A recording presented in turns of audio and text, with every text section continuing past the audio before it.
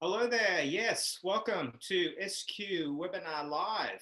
And before we start, I'd like to acknowledge the traditional owners of the land that we're both sitting on at the moment, and would like to acknowledge elders both past, present, and future.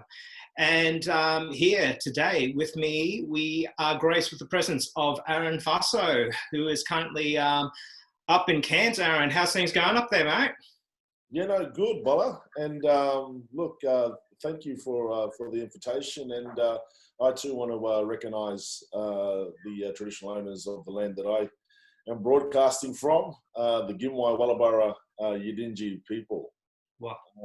Look, bro, it's been great. It's been I guess there's been no new cases for some time now with around COVID. And we're looking to kind of, lift the restrictions, and they're looking at lifting the borders as well at some stage down the track. So although it's been, I guess we've experienced unprecedented times. This has also been a great time just to stop, relax, reconnect with family. And also from a professional perspective, it's been time just to be able to have some downtime to focus on things such as development or projects that potentially we haven't been able to have any time due to my own kind of travel schedule, which is normally just out of control. So I've enjoyed it thus far. You did, and. Brother, for those who, Aaron, you've been in the game for a while now. You have a long history, I guess, stemming from RAN, Remote Area Nurse, for SBS, straight through to the Straits with Brian Cox. Blue Water Empire, and your up-and-coming new series, Straight to the Plate. And also, East Meets West 101, gee whiz, actor of all trades. I mean, what's your secret? I don't think there's no secret. It's just like, I think it's about wanting just to do it all, and why not? I think I've just got an appetite to get involved with all aspects of our industry, and certainly it has been some time since I first came in, and RAN just seems so long ago now. There's all these greys now popping up on the chin. I keep it short. Yeah, keep it short. No.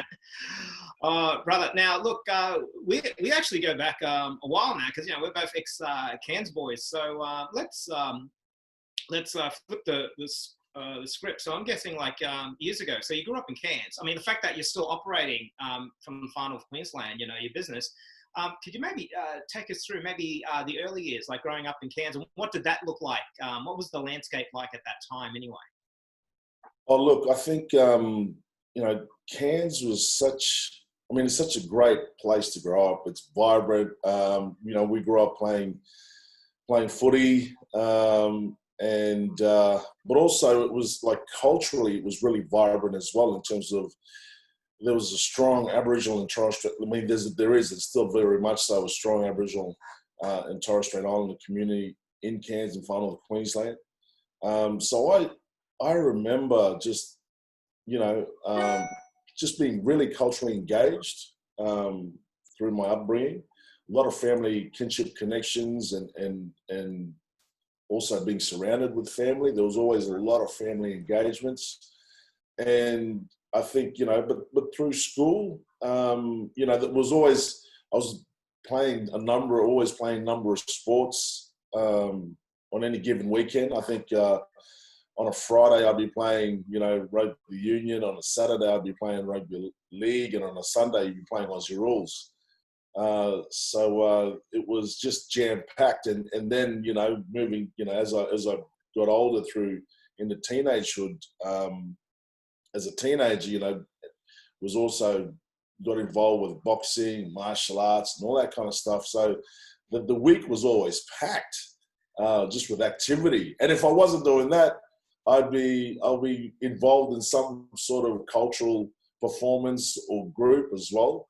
So, growing up in Cairns, it was always, I felt that it was a great place for, just really nurtured, certainly my cultural, my cultural aspects, but also, for the wider community and just engaging with, various, team sports and so forth. So I feel that I had a really well-rounded upbringing.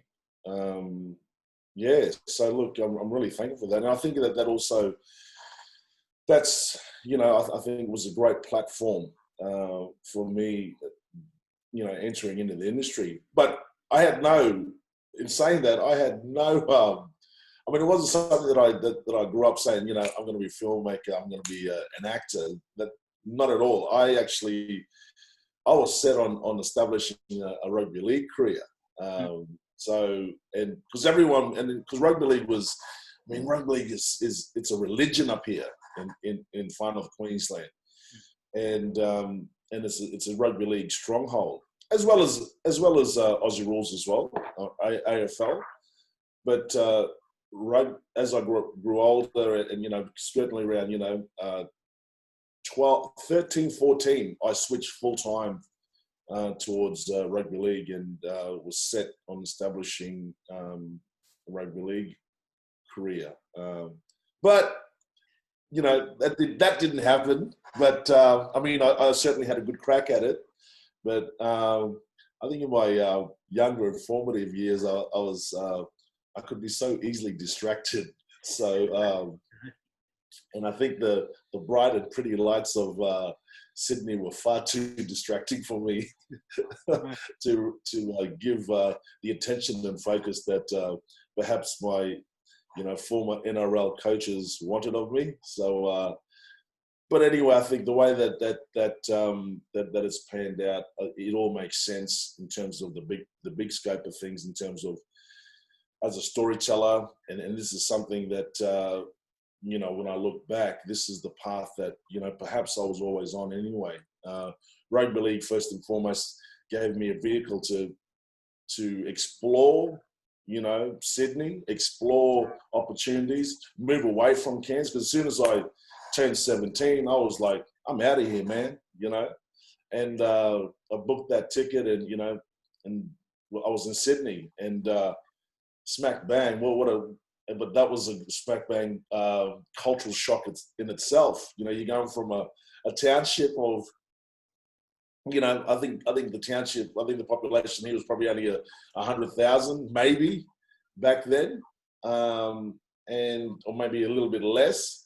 Then moving straight to Sydney with a population of 3 million plus back then in 1994, and look, for a kid that grew up in a small town, and from small community in the Torres Straits, the Bamaga and Sasia, gosh, it was a huge cultural shock. But it was a cultural shock that was quite positive, because I didn't have a freak out.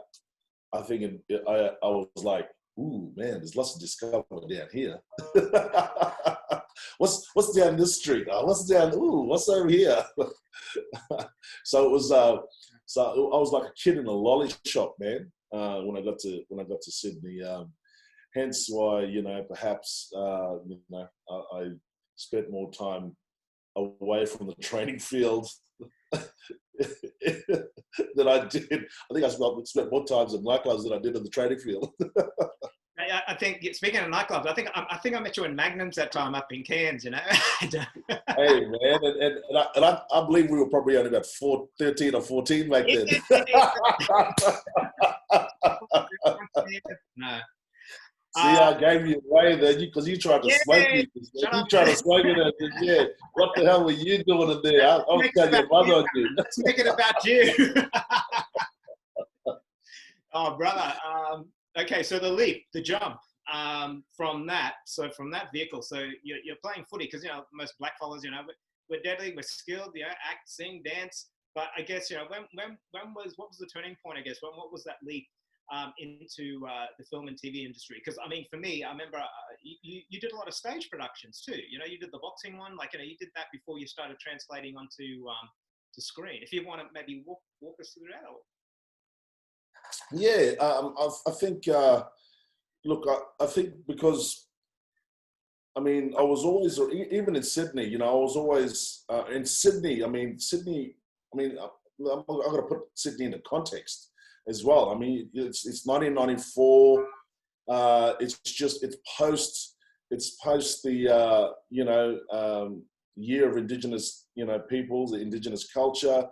It's just post couple of years, the Mabo case. Okay, Sydney's really vibrant. Bangarra's, you know, starting to come into its own. It's popping. NAISDA was there, the National Aboriginal Islander Dance Academy.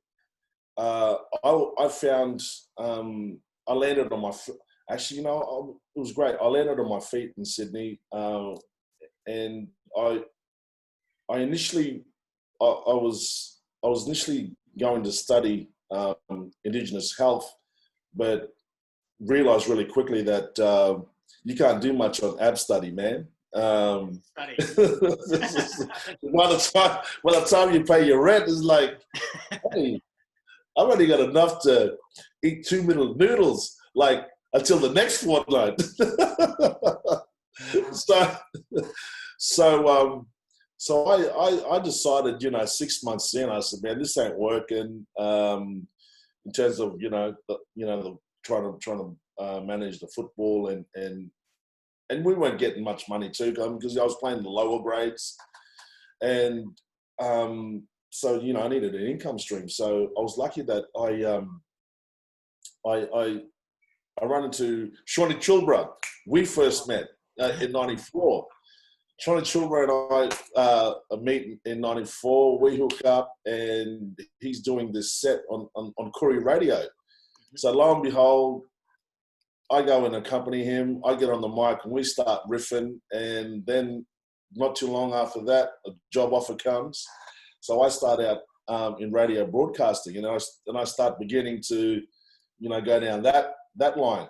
And Koori Radio was a great platform and a great hub for just, I mean, you know, there was, you know, Rachel Perkins was popping in. I mean, it was just a great, I guess, Koori Radio was, everyone was popping in that was in the arts, in the arts in Sydney in terms of Aboriginal Torres Strait Islander community.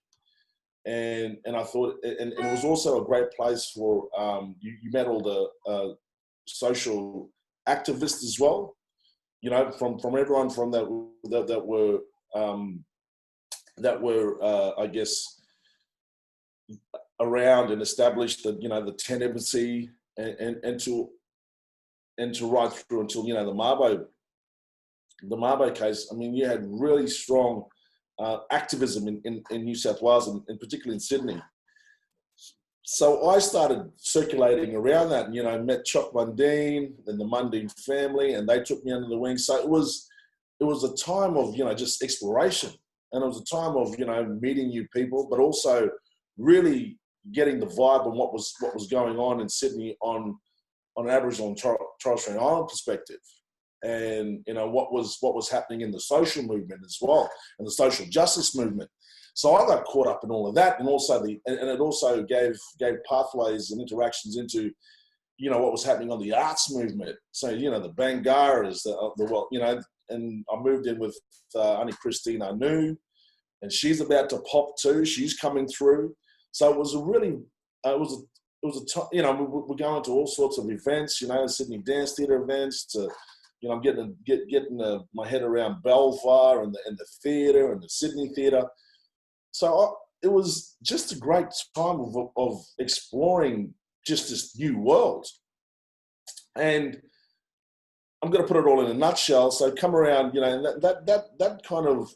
that kind of plays out for a good from about 94 to about, you know, 2002. And by that stage, you know, I felt that I'd had my run with rugby league. I kind of fell out of love with rugby league, and you know, just looking for something else to because I think by that stage for me, I I'd become a bit delusioned about that whole. I don't think I was disillusioned by the game. I still love the game as such, but I was just disillusioned by the whole business side or the professional aspect of it. I just was just through experiences, I guess. So I was looking for something new, and I shot back up to Cairns, back up to Bamaga, and I guess I used that time from about 2000 to 2004, in and out of Cairns and in between in and out of Cairns and Bamaga, to kind of look at reinventing myself or looking at what particular pathway that I was going to go down or what the options were. And I was lucky enough that, again, I landed on my feet in community, and I started, I was offered a job with Queensland Health as a health worker. And so, I went down this other path in terms of, working with community engagement, around our, and discovering and realizing, the disparity in terms of where Indigenous health is on the scheme of, in regards to our health issues. And, gave me a lot of insight in terms of the other social issues that we're prevalent to and we currently still experience. So that was great insight. And I think I was come around 2004, I was looking at, okay, look, I think I'm going to go down this path of study medicine. And because I was inspired by Dr. Mark Winnetong and a few other the Indigenous practitioners that moved into that medicine world and studied medicine and became doctors. So I was quite inspired by all that. So I said, well, look, I think this, and I loved what I was doing in the health scene. I really did. I was passionate about it. But then there was a series called, Remote Area Nurse, that was being shot that was proposed to be filmed in the Torres Straits, and I was still working in Bamaga at the same time. And what was great about Bamaga, so I was able to, Bamaga States, going back to my home community, I was able to not only, there was the health aspect, but it was more or less I was able to holistically re-engage back, with my community and family and kinship connections, and look at, revitalizing, rediscovering all, those the culture and also re-engaging, with my cultural obligations and where I sit in my family status and line and what my cultural obligations are. So that was great to kind of re-immerse back into that world. And whereas, I feel when we're living out of that world and we're in the urban centers or the cities, I mean, you tend to have to walk, with both feet on either side. You're walking in two worlds constantly. So it was great to kind of unplug from walking in two worlds to just getting back and immersing myself just back home, man, and just letting it all hang out and just being me. Because so it's great because you're able to switch off. And what I love about going back to community, and that's also one of the great aspects of being back and living and doing everything here from Cairns, is that just people just treat you the same. They treat you the same as they did back when you were a kid. Yes, they're proud. Yes, they acknowledge you that you're deemed as somewhat of a success, but yet people engage with you with just, as they engage you as like, you get great people interactions. And that's one thing that I love about Far North Queensland and living back up here. Because, people don't care that, yes, they say, okay, we've seen you on TV, that's great, fantastic. But, it's not a thing. And I don't make a thing about it, which is great. And it keeps, and I feel that it just keeps you, certainly keeps me level-headed. and it's something that that I never got into in terms of getting a big head about. Okay, you're on TV. Wow, you know, it's like most of us suckers are broke anyway. You know, that's just the.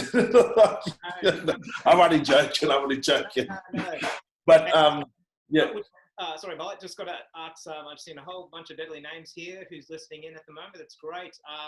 Just want to inform more about there. If you're watching this, we have a Q&A box down the bottom here, and you can actually ask questions. And hopefully towards the end of the session, you know, we'll be able to hear some of those. Maybe not all, but we can definitely hear to some. Actually, I do want to get into one question from Lynn. What would you recommend newbies to get into? What would you recommend newbies to get into this industry? What would I recommend to newbies getting in it? What would I recommend? Just have a sense. I think that, having a sense of adventure, having a sense about also looking at who do you aspire to be, or where do you, in terms of, you know, who are the people that you, and why. I think it's more about having more. What I would advise is to have more sense of self when prior to coming into this industry, having more sense of self and having more sense of self-awareness about yourself, because sometimes you can get caught up in the industry, because this industry is quite tough, and you're going to get more no's than you are to get yeses. But I think it's one of those things that, you know, no's don't mean no forever. It just means no for now. I think that's important for our mob, because sometimes, like, our mob, when they, you know, like they either go for funding, or they're just, you know, like trying to go for a particular role and they get a knockback. Would you like to maybe give us some of the, because I guess, like, some mob, they say, oh, look, this is gammon, I'm just going to, like, leave, you know, like, take off. But I think, yeah, so if you want to try and tell maybe some of the challenges where you have been pushed back and all that kind of stuff, you know. I get pushed back all the time. You know, I get pushed back all the time. Look, I mean, and what you see are the ones that because that's what, you know, what you see and where you see me at, wherever it's, you know, a production that I'm producing or producing, presenting, or producing, acting from, they're just one of the ones that they just got through and just that was able to resonate with that particular broadcaster or that particular commissioning editor. But I can tell you right now, man, I mean, there's a shitload of projects that haven't gotten through. You know what I mean? So coming into this industry, you're going to get more knockbacks, and I think it's and you're going to learn more from the knockbacks. You're going to learn more from the knockbacks than you will from the ones that actually get through. Because sometimes you're the ones that get through, it's on a great run, and then you might think, okay, there's something similar or something like that project that you or another one that kind of you feel that's you've put all your love into it, and it goes through. Oh, and it doesn't go through. Sorry, it doesn't go through, and you get knocked back. So, I think don't ever get discouraged. I mean, it's hard not to. It's easier said than done. But don't get discouraged. I mean, being in this game for the long game. When you come, it's not an industry that it's fly by night, and there's no such thing as an overnight success here. The successes that you see across the sector, everyone's been in it and invested and got skin in the game and you know, spilled blood, sweat, and tears, and that's why they are the successes that they are, or you know, that or able to be the success that or enjoy the success that they have. Sorry. Yeah. Sorry. Speaking of success, we just had a question there from Travis. You know, what was it like working with Brian Cox? Now, before we get into that, I just want to say, how do you go from like get an actor like Brian Cox, who was on the X-Men, okay, and then you get him in a series set in Cairns? If you'd like to maybe go into that, and what was it like working, and how the hell did that happen in the first place? Oh, look, at the time, you know, it's all about the crew that you're rocking with. It's all about the team that you're rocking with. And you know that it's all about the team, and that particular team that I was wrong with at that time was, you know, it was the Matchbox team. It was and they were popping, and it was Penny and Helen who were also really extremely experienced, and had just established Matchbox, and they were on this kind of real kind of rocket type ride. But at the same time, it was also the story. It was also the concept. So it's a combination. It was a combination of a good solid team, but also a great concept as well. A great concept, and it was a genre that, you know, a genre that everyone's kind of accustomed to, and there's a lot of attraction to that particular genre. That's the crime drama genre. But it was done from also a unique perspective, because we've seen The Sopranos, we've seen, you know, The Godfathers, but this particular POV or point of view was from that of, you know, a family of, you know, Torres Strait Islanders who were all adopted as well. So I think that's what basically Brian said to me, that, you know, he basically loved the concept and the story from the get-go. To work with him was like working with, like, you know, he's one of the best actors. He's regarded as one of the best Shakespearean theatre actors in the world. So it was like going to school. It was like going to work with and having a masterclass in acting every freaking day for 10 weeks. So it was an absolute pleasure. It was actually, you know, it was one of those experiences that, you know, I'm going to take to the grave, you know, and it's one of those experiences that you'll never be able to truly articulate in words, and what the experience was. But it's something that was that I will cherish for the rest of my life, and I look forward to working with him again at some stage. So, you know, so yeah.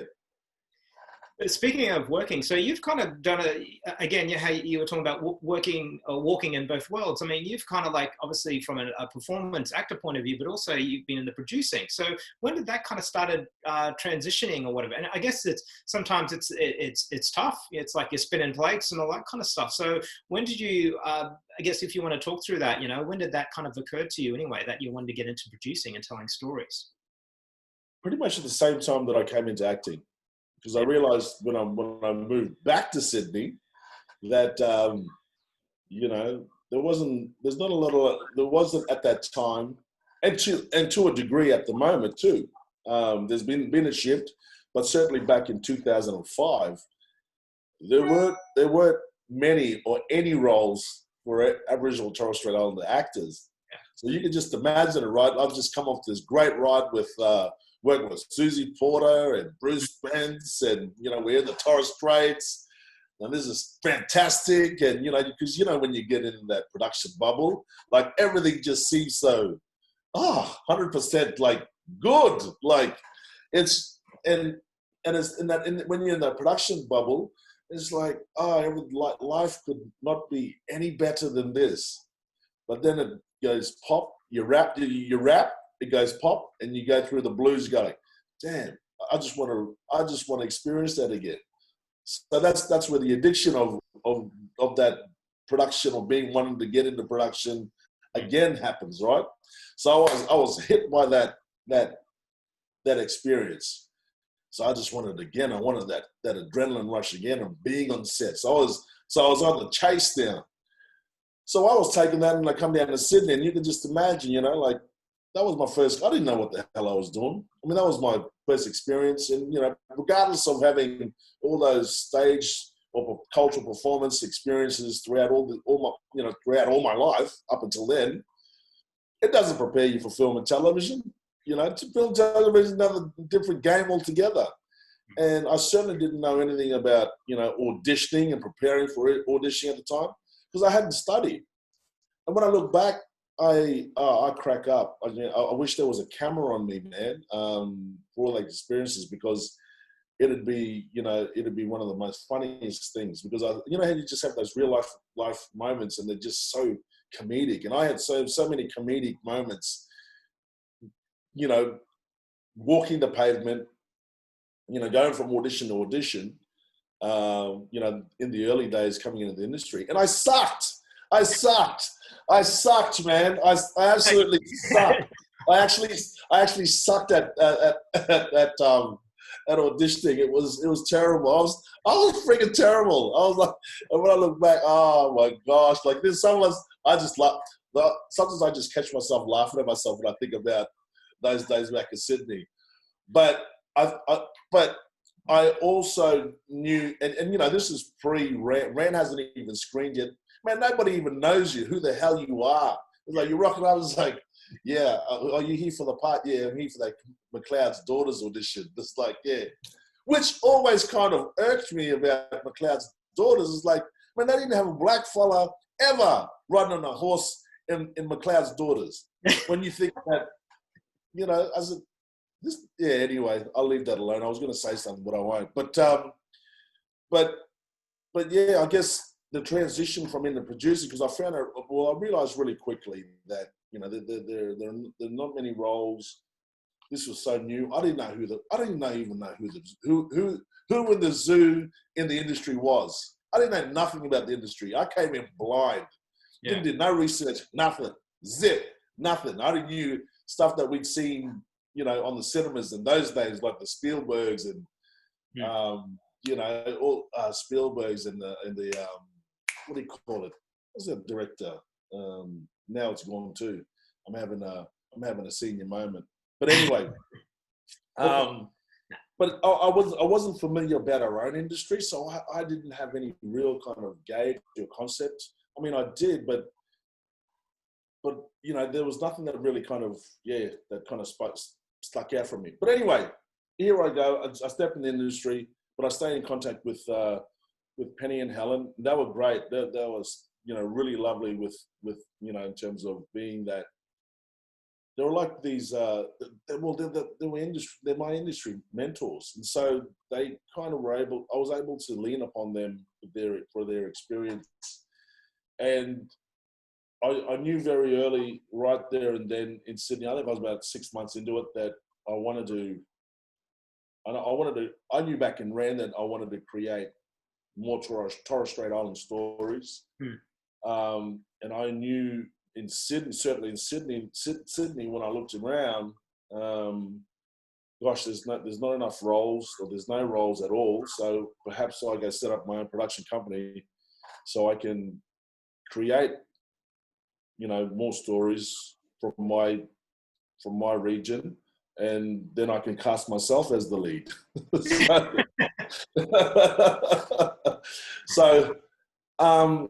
So basically, I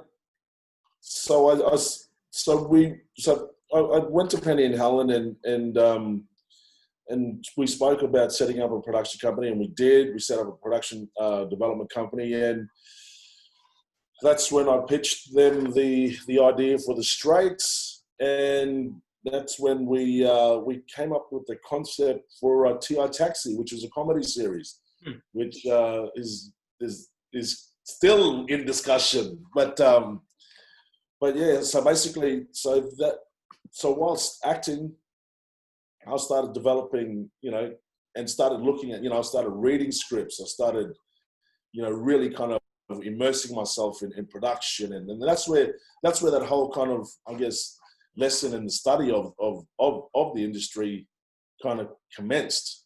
And sorry, Bala, speaking of studies, keep you on the track of thought there. I believe you've just graduated from because I know you didn't have formal training, but what has just recently happened? What have you been awarded, or what you just completed? It was a master's at AFTRS, the Australian Film and Television Radio School. It's a master's in screen business and leadership. And gosh, yeah, look, that was 2 years of hell. Jokes. People don't want to hear that. They want to see, no, don't. It's all Yeah, right. people don't want to hear that. They would, yeah, but I'm going to give it to you.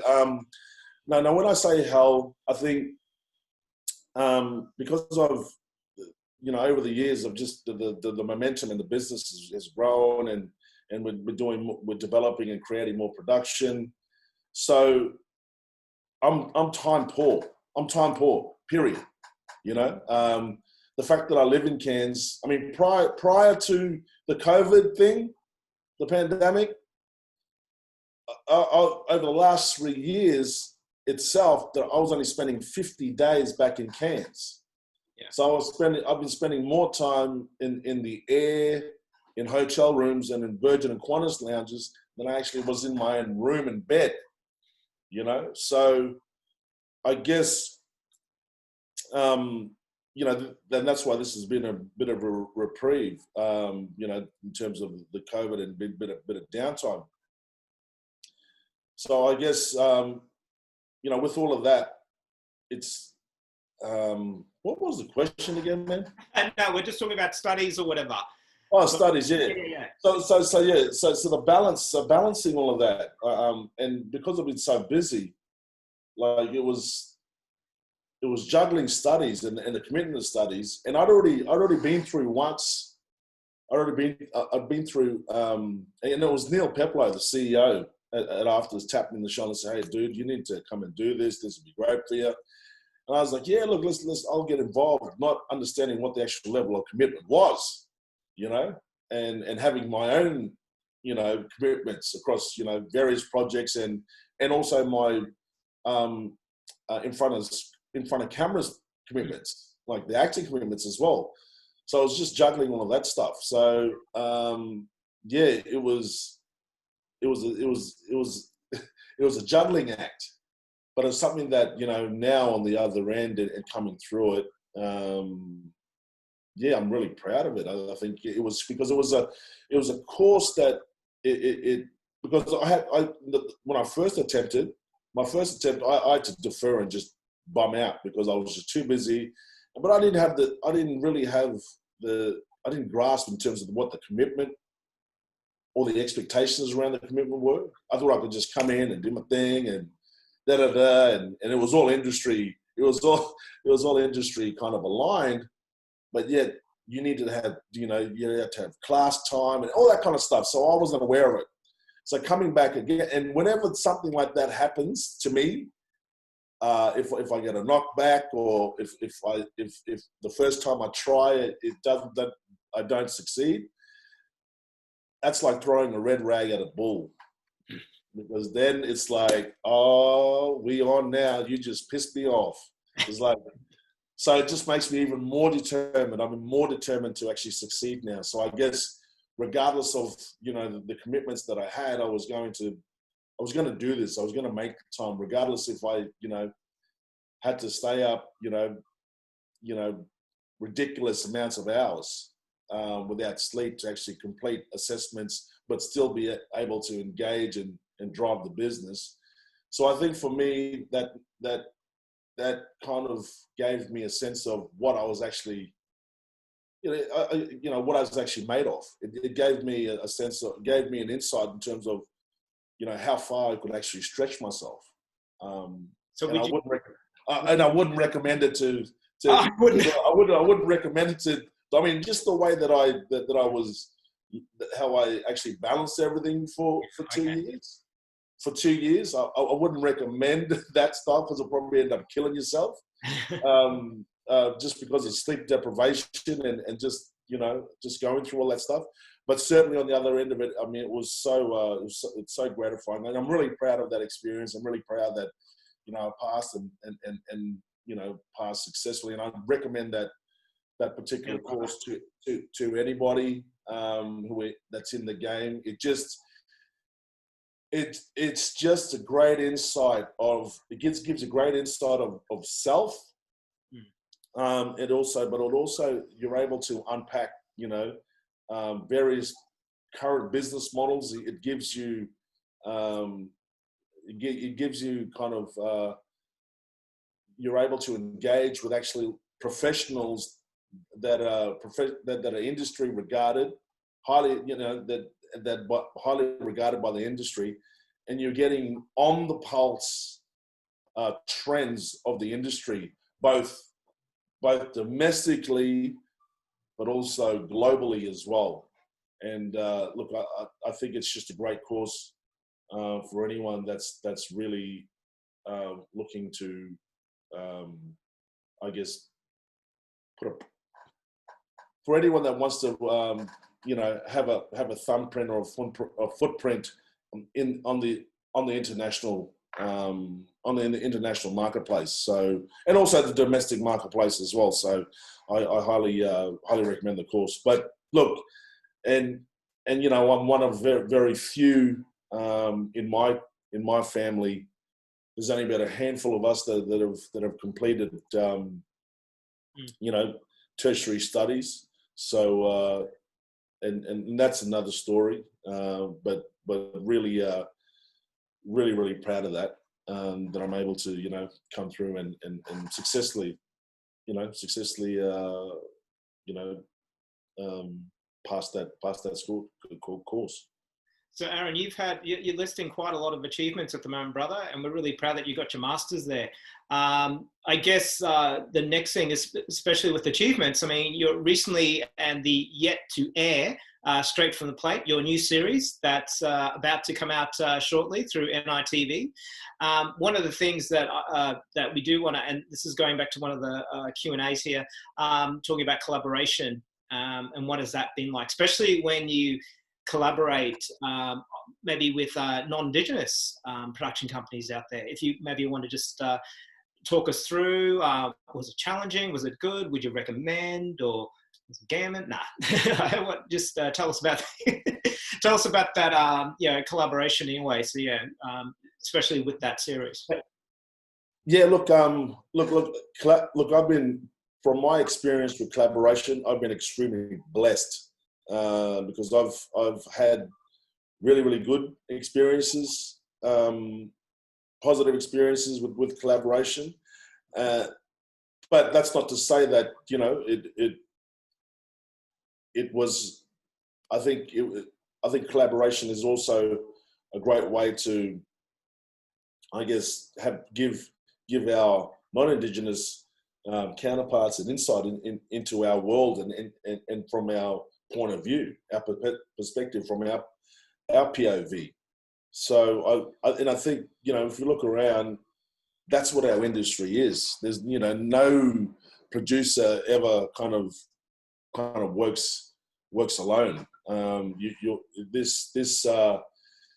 Our industry facilitates collaboration and facilitates engagement, and that's one of the beautiful things of our industry, that you're able to collaborate, engage, and take people who may not know anything about your world, but because our industry is about collaboration, it's a collaborative working space that people are able to engage in worlds or cultures that they've never ever had or would have had the opportunity to do otherwise. And I think, certainly now, as opposed before, I mean, there was, certainly through the early years of our industry in this country, previously there've been a lot of filmmakers who were, telling our stories from their POV. And I guess, that was the start, I guess, because I guess without, and they need to be congratulated too, because that gave a platform. It may have not been the right platform, but they gave a platform for our stories to be heard, for our world to have some exposure. But that also inspired us as filmmakers now, or those who were the first forerunners, our predecessors, to look at, okay, well, we need to tell our stories, but we need to tell our stories from our POV. And and that's where, there's a long line, of people that, we stand on their shoulders, especially from an indigenous perspective, and those indigenous forerunners that came before us that, paved the path.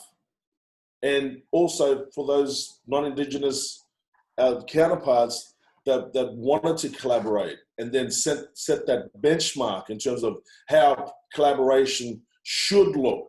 Because I'm sure, we know the stories, what collaborations that went pear-shaped, but I think it has all led to where we are now today in 2020. And in terms of, how we, and how the industry has actually pushed the boundaries and pushed, the sector, our industry in general, to have better collaboration with our people. And when we're telling our stories, and you can't tell our stories now without having us involved and at the table. And I think, and that facility, that's just that's only positive in regards to, giving boundaries and giving protocols to those who are new to the industry or new to collaborating with Aboriginal and Torres Strait Islander filmmakers. There are already boundaries and protocols in place now for us to, to advocate and to actually to have that platform, to have those discussions about how the collaboration looks and what that and how we're going to execute that. And certainly in my experience, I've had nothing but positive collaboration from the get-go, man. And I think that was great because I was really, like I said, I was really blessed because there was already, non-Indigenous practitioners like the Penny Chapmans and the Helen Pankers of the world, because Helen was, already collaborating. She'd already, they were collaborating with, the likes of, Rachel Perkins, with First Australians. And Rachel has been such a force in driving, our sector of the industry as well, along with many others as well. Many others have also, assisted in this space, and we continue that, now in 2020, as us as practitioners. So how important is it for the Indigenous, for the Aboriginal and Torres Strait Islander voice, that authentic voice, to be heard through our stories? Oh no, it's paramount. I think as Aboriginal and Torres Strait Islander people, we haven't had a really great relationship with media in general. Historically, we've always been depicted poorly through media. We were always, there was visually, it's always got us, from a perspective of deficit.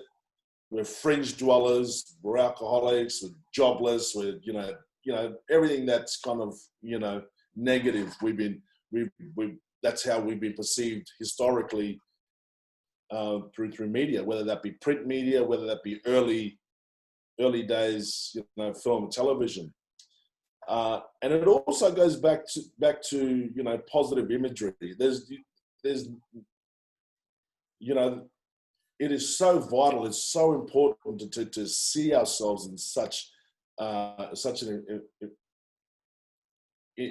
a place of empowerment, a place of positivity. Depicting powerful characters, positive characters. And it's so vital for our children to see that, and how that is able to play, psychologically, with and our positive imagery, because you look at it, from my own experience, I never grew up. We never grew up with, through this. I grew up through the 80s. And we both did. And, there wasn't much, people of color in significant roles, especially from an Australian film and television industry perspective. There weren't many, roles and positive characters that you could hook it on, man. Like you could just go, oh man, I want to be like, we didn't have an Australian Shaft, we didn't have an Aussie Jim Brown, we didn't have an Aussie or a black fella Bruce Lee, So for me, I think it's really important that more and more stories, and now we've got our own network. We've got our own NITV, and who are now really coming into their own, really putting together some really classy programs, and that's just going to continue to evolve, and I think that's going to be really exciting, not only for the network in itself, but also for us as the people, so our children can they too can see, they can start putting talking about positive characters that they see in television, like for instance, Little J and Big Cuz, the first time ever that we had a Indigenous animation children's series, and when I was asked to do or be a part of that, I mean, I just said yes. I mean, there was nothing to think about. I mean, yes was the obvious answer because it was groundbreaking. But one, it was groundbreaking. But come on, man, did we have to wait till freaking 2015, 2016 for something like that to happen? And if I look at black comedy, I mean, come on, man, it's like 2015, 2016, and we're celebrating. Yes, it was groundbreaking, but it was groundbreaking. But we're in 2015. What are we going to wait this long for? You know what I mean? But like, I guess and then I've got to stop getting all excited and stuff, because it's like, come on, man, we've only been in the game for 25 years. 25 years of our industry that there's been kind of a focus into bringing us through with the establishment of Screen Australia Indigenous unit, and the great work that the Sally Rileys, the Erica Glens have been a part of, paving the way now with Penny Smallacombe there, and even with you there, bro. It's really important that that our industry starts to look at okay, if we're gonna facilitate and we're gonna nurture Indigenous talent and Indigenous voices, well, we need to get with the Indigenous program, and I think it's not until I think we can go a step further with that. And I think, certainly it's great to have, our own little Indigenous, departments in each states. That's fantastic. And we do have that at Screen Australia. But I think we can go a bit further, where I think there's an opportunity here that we can actually, because I think that we're looking at revamping the entire, the business model, and certainly with the new paper that's been brought forward, and the 4-point paper, and I think there's room, or there's a landscape there, or there's a dialogue to, I think that we can really kind of explore, and to really explore in terms of, well, if there is looking, if the current business model is found that it doesn't facilitate, or it's not facilitating growth, it's not competitive, or it's deemed defunct in terms of not competitive on the international level, well, I think there's room to look at, okay, that's obviously obsolete. So we're going to develop a new business model, and perhaps look at sitting Indigenous voices or Aboriginal and Torres Strait voices in the center of that business model. So now that you don't have to have a side junct or an afterthought of, oh, hang on, we've got to get the Indigenous tick here, there, that actually it's able to permeate from the core, from the core, because it's part of the core business model, was the core of the business model, and it's able to permeate throughout the entirety of the industry, to every aspect of the industry. That it's not like, oh, we got to think of that or we've got to appoint an Indigenous person here. No, well, the Indigenous, well, if we are there sitting around on the table making those decisions from the top down, well, it's not only going to be better for us as an Indigenous sector, but it's more. It'll drive inclusivity and diversity from the get-go, rather than being, how are we going to make this diversity box fit in this industry round hole? You know, are we going to have to chip away at it? Where in fact, if you do it from the inside-out model, I think it's not only going to be better for our industry. I think it's going to be. I think it'll inspire innovation. It'll also, I guess, look at us as more of a competitive force on the international market, because I think it'll encourage growth, especially encourage growth of our sector from an Indigenous perspective anyway. Yeah. So, Alan, my brother, we are running out of time, are we? Oh, great. Okay, cool. I'll just see you. Bye. Yeah, look out now. Before you go, brother. Brother, I just want to also big shout out to all the mob there. I'm seeing all them deadly names there or whatever at the moment. Just enjoying the feed. But also, one of the things I just want to shout out to you, mob, is thank you for joining us. But also, most of all, Aaron, brother, Bala, just want to thank you for contributing, for sharing those deadly stories or whatever. You know, I don't like cutting people off because, you know, our mob, you know, we like to talk. That's why we're always running behind time. That's it. So I feel like, you know, what you gave us today and what you've inspired us has been truly amazing. So which way, Bala? Hands off to you. So yeah, so today, my brother. But there was a question here with Little J, Big Cuz, something about, did it matter that there were two white fella directors? No, because Beck Cole was a director. Beck Cole was a director on Little J and Big Cuz, and she's yeah. So I think yeah. I think Little J and Big Cuz, you know, addressed all of that kind of stuff in regards to collaborating correctly with, you know, blackfellas. And Ned Lander's got a long history with our people too in this space. And before you go, one more question. We just had an anonymous person ask, do you want to be in a superhero movie? Before you go. Do I want to be in a superhero movie? Black Panther 3. No. What do you want to?